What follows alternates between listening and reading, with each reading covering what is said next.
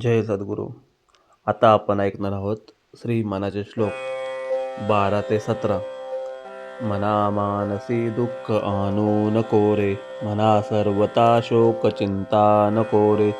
विवेके देह बुद्धी सोडोनी द्यावी, देहीपणे मुक्ती भोगीत जावी. मना सांग पारावना काय झाले, अकस्मात ते राज्य सर्वे बुडाले. मनोनी कुडी वासना सांडी वेगी, बळे लागला काळ हा पाटी लागी. जीवा कर्मयोगे जनी जन्म झाला, परी शेवटी काळ घेऊन गेला. महाथोर ते मृत्यू पंतेची गेले, किती एक ते जन्मले आणि मेले. मना पाहता सत्य हे मृत्युभूमी, जिता बोलती सर्व ही जीव मी.